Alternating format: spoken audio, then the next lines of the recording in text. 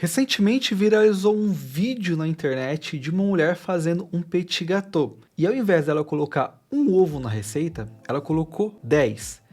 E claro que a receita deu errado. Mas o que design tem a ver com isso?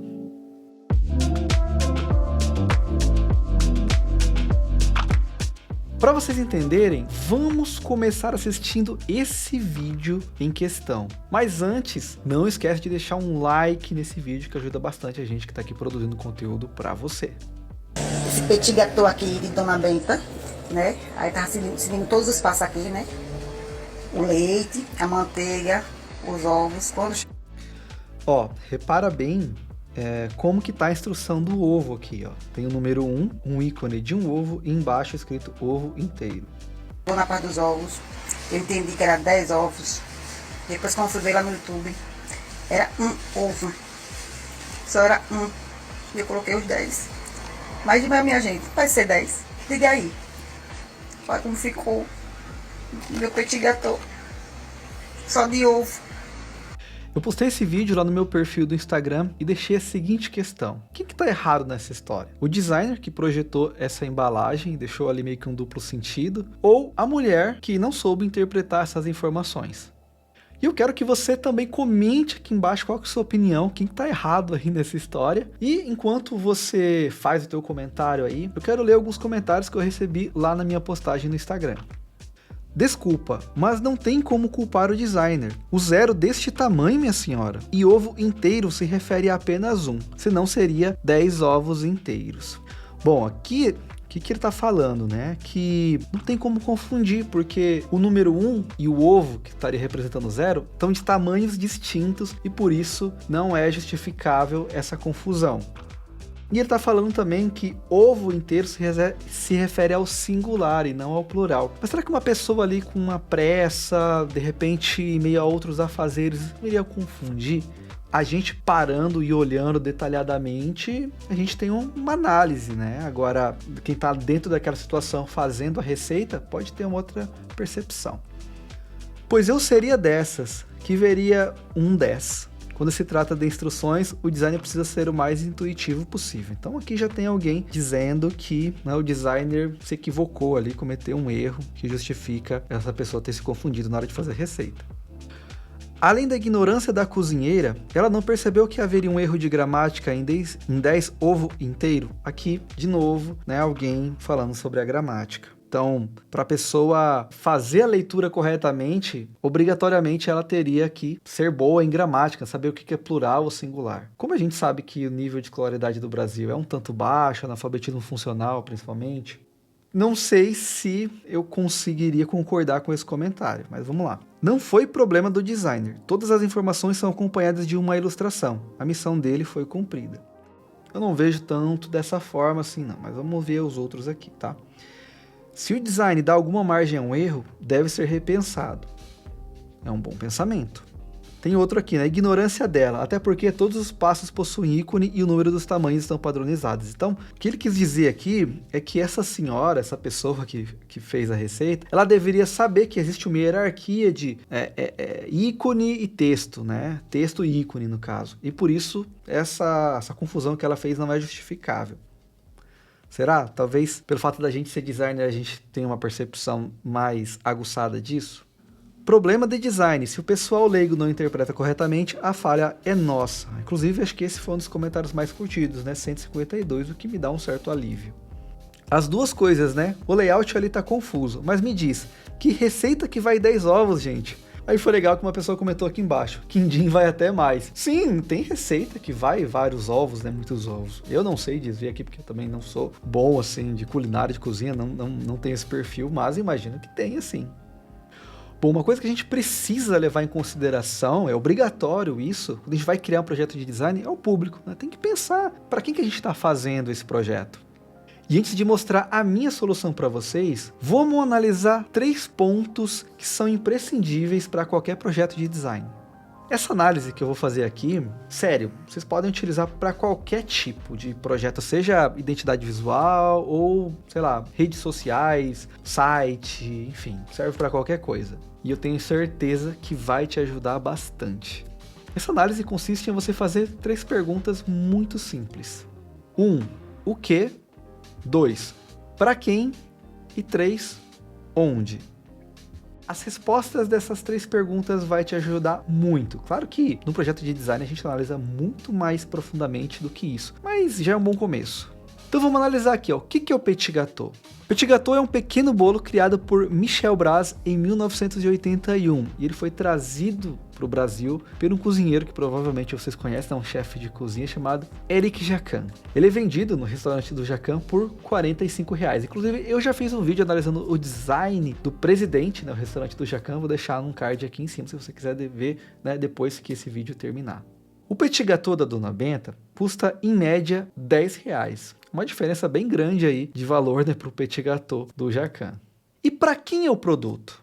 Bom, primeiro para pessoas que buscam praticidade, né? Aquela pessoa que não quer ficar fazendo uma receita mega complexa. São pessoas com pouca habilidade culinária, pessoas que não estão acostumadas a cozinhar. E terceiro ponto, pessoas com baixo poder aquisitivo. Afinal de contas, um petit gâteau por R$ 10, acredito que seja aceitável aí para a maioria dos brasileiros. Agora, onde, né? Onde será usado e em que momento? Bom, provavelmente vai ser usado na cozinha, em algum momento de descontração ali, às vezes uma sobremesa que uma mãe está preparando para os filhos, uma avó está preparando para os netos. Então, aquele momento que você reúne a família e conversa e cozinha junto. E muitas vezes em meio a outros afazeres. Então, às vezes, a pessoa está ali fazendo o almoço e junto fazendo o petit gâteau. Bom, analisando esses 3 pontos, quais são os aprendizados? O público que compra o petit gâteau da Dona Benta não é o mesmo que consome o petit gâteau do Jacquin.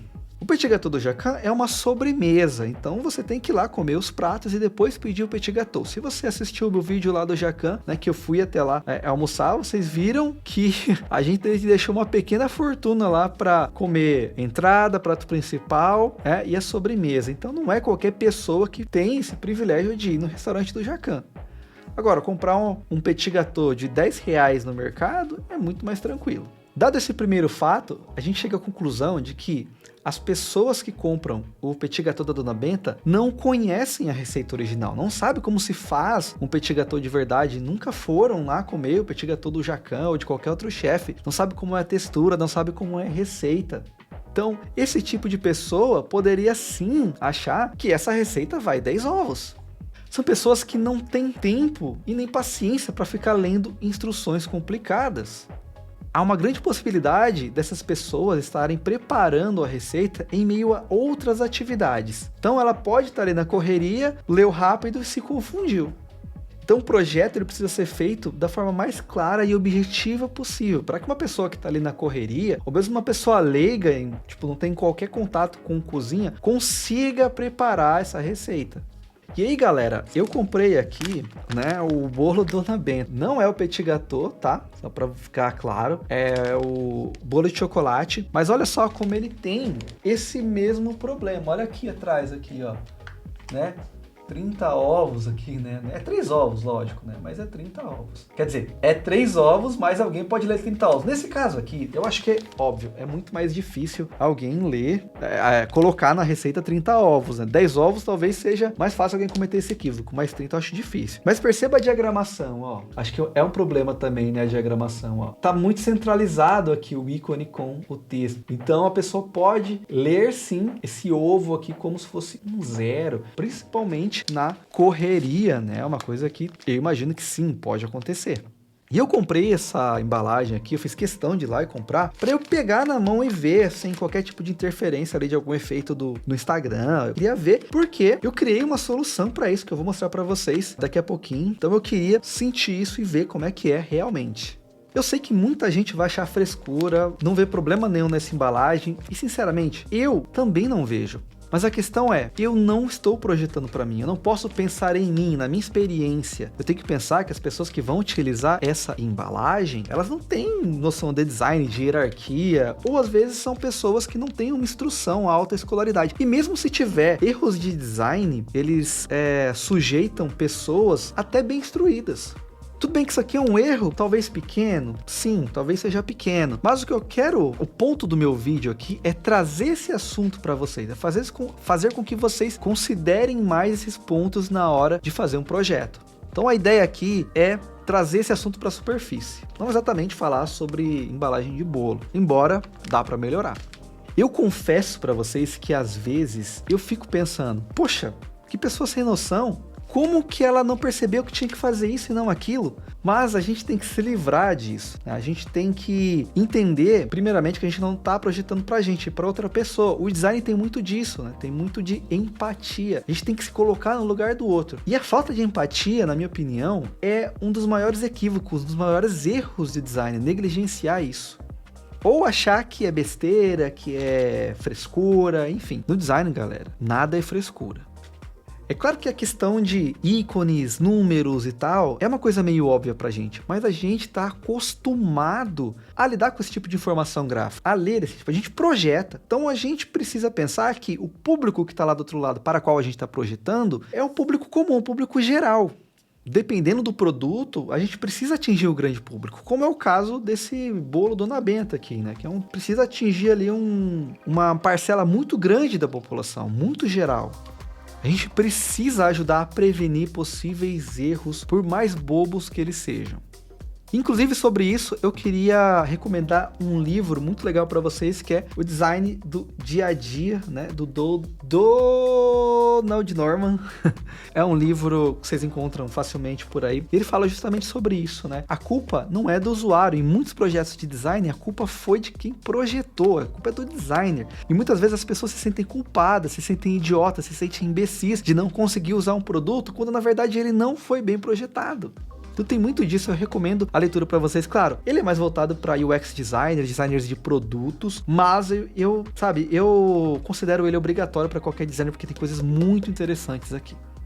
Agora vamos dar uma olhada na minha solução, vou mostrar para vocês algumas formas que eu acredito que poderiam ser feitas, essa parte da instrução, que eu acho que poderia ajudar, e aí eu quero contar com a sua opinião também para saber qual que você gostou mais. Antes de mostrar o resultado para vocês, eu quero perguntar o que é que vocês leem nessa imagem. Vocês lêem fat e fit? Aliás, é um conceito bem legal dessa peça publicitária aí. Ou vocês leem F, homem, T? Vocês leem F, homem, T? Ou vocês leem fat e fit? Que aliás é a graça desse anúncio, é justamente essa brincadeira, né? Colocar um ser humano no lugar da letra. Outra pergunta. O que vocês leem aqui? Vocês leem M-O-Bill ou vocês leem Mobile? Bom, a gente tem aqui nesse logo, até uma sacada muito genial ali, um O de outra cor. Mas a nossa cabeça tende a ler Mobile, a gente tende a incluir o O no meio da palavra. Isso é natural, né? Tem a Gestalt aí, enfim, que a gente pode citar ali, mas basicamente a gente vai incluir o O dentro da palavra, não tem jeito. Tá de outra cor, tá, mas a gente vai incluir. Então esses dois primeiros testezinhos aí são importantes pra gente começar a enxergar soluções, tá? E os problemas, na verdade, né? Aqui, pessoal, eu reproduzi aquilo que tá na embalagem. E aqui, qual que é o problema? Tudo bem, o 0 tem um formato de ovo, né? O ovo, que é um 0, que enfim, vocês entenderam, né? É um ovo, mas tá do lado do 1. E a gente tende a dar essa continuidade na leitura, principalmente porque a gente poderia enxergar um 0. Mas tem uma outra questão aí, que vai além da forma, que é a diagramação.